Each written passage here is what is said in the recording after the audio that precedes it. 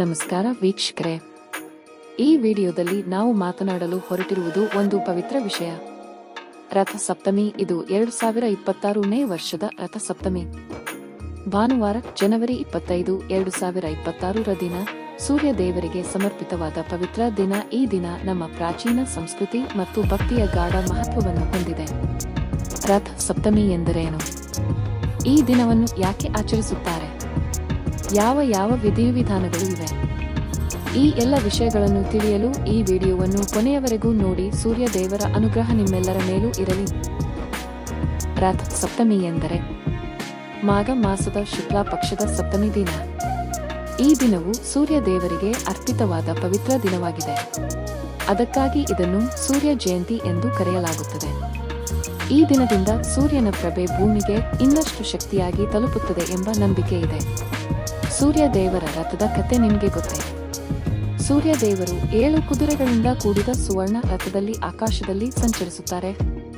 ಆ 7 ಕುದುರೆಗಳು ಎಂದರೆ ಸಪ್ತವಾರಗಳು, ಸಪ್ತವರ್ಣಗಳು, ಸಪ್ತಶಕ್ತಿಗಳು. ಆ ರಥದ ಸಾರಥಿ ಯಾರು ಎಂದರೆ ಅರುಣ ದೇವರು. ಸೂರ್ಯ ದೇವರ ಶಕ್ತಿ, ತೇಜಸ್ಸು ಮತ್ತು ಜೀವನ ಶಕ್ತಿ ಇವೆಲ್ಲವೂ ನಮಗೆ ಇದರಿಂದ ಅರ್ಥವಾಗುತ್ತದೆ. ರಥ ಸಪ್ತಮಿಯನ್ನು ಯಾಕೆ ಆಚರಿಸುತ್ತಾರೆ? ಈ ದಿನ ಸೂರ್ಯ ದೇವರ ಕಿರಣಗಳು ಭೂಮಿಗೆ ಅತ್ಯಂತ ಶಕ್ತಿಯಾಗಿ ಬೀಳುತ್ತವೆ ಎಂದು ನಮ್ಮ ಪುರಾಣಗಳು ಹೇಳುತ್ತವೆ.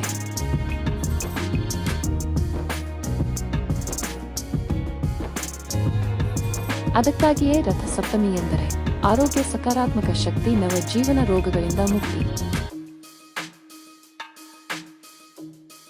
ಈ ದಿನ ಸೂರ್ಯ ನಮಸ್ಕಾರ ಮಾಡಿದರೆ ಮನಸ್ಸಿನ ಶುದ್ಧತೆ, ದೇಹದ ಶಕ್ತಿ, ಜೀವನದ ಉತ್ಸಾಹ ಎಲ್ಲವೂ ದೊರೆಯುತ್ತದೆ ಎಂಬ ನಂಬಿಕೆ ಇದೆ. ರಥ ಸಪ್ತಮಿ ದಿನ ಮಾಡುವ ಪೂಜೆ: ಬೆಳಗಿನ ಸೂರ್ಯೋದಯ ಸಮಯದಲ್ಲಿ ಸ್ನಾನ ಮಾಡಿ ಸೂರ್ಯ ದೇವರಿಗೆ ಅರ್ಘ್ಯ ಕೊಡುವುದು ಅತ್ಯಂತ ಶ್ರೇಷ್ಠವಾಗಿದೆ. ಆ ವೇಳೆ ಹೇಳಬೇಕಾದ ಮಂತ್ರಗಳು: ಓಂ ಸೂರ್ಯಾಯ ನಮಃ, ಓಂ ಆದಿತ್ಯಾಯ ನಮಃ. ಇವೆಲ್ಲವೂ ನಮ್ಮ ದೇಹ ಮತ್ತು ಮನಸ್ಸಿಗೆ ಶುದ್ಧಿಯನ್ನು ತರುತ್ತವೆ ಎಂಬ ನಂಬಿಕೆ ಇದೆ. ರಥ ಸಪ್ತಮಿ ಕೇವಲ ಪೂಜೆಯಷ್ಟೇ ಅಲ್ಲ, ವಿಜ್ಞಾನದಲ್ಲಿಯೂ ಕೂಡ ಈ ಸಮಯದಲ್ಲಿ ಸೂರ್ಯನ ಕಿರಣಗಳು ಮಾನವ ದೇಹಕ್ಕೆ ಲಾಭವನ್ನು ನೀಡುತ್ತವೆ ಎಂದು ಹೇಳಲಾಗುತ್ತದೆ. ಅದಕ್ಕಾಗಿ ಈ ದಿನ ಬೆಳಗ್ಗೆ ಸೂರ್ಯ ನಮಸ್ಕಾರ, ಪ್ರಾಣಾಯಾಮ, ಧ್ಯಾನಗಳನ್ನು ಮಾಡಿದರೆ ಜೀವನಕ್ಕೆ ಸಮತೋಲನ ದೊರೆಯುತ್ತದೆ ಎಂಬ ನಂಬಿಕೆ ಇದೆ. ರಥ ಸಪ್ತಮಿ ನಮಗೆ ಒಂದು ಸಂದೇಶವನ್ನು ನೀಡುತ್ತದೆ: ಅಂಧಕಾರದಿಂದ ಬೆಳಕಿನ ಕಡೆಗೆ, ಆಲಸ್ಯದಿಂದ ಉತ್ಸಾಹದ ಕಡೆಗೆ, ನಿರಾಶೆಯಿಂದ ನಂಬಿಕೆಯ ಕಡೆಗೆ ನಮ್ಮ ಜೀವನದಲ್ಲಿಯೂ ಕೂಡ ಸೂರ್ಯ ದೇವರಂತೆ ನಿತ್ಯ ಬೆಳಕು ಪ್ರಕಾಶಿಸುತ್ತಿರಲಿ. ಈ ವಿಡಿಯೋ ನಿಮಗೆ ಇಷ್ಟವಾದರೆ ಖುಷಿ ಟಿವಿ ಕನ್ನಡ ಚಾನೆಲ್ಗೆ ಚಂದಾದಾರರಾಗಿರಿ.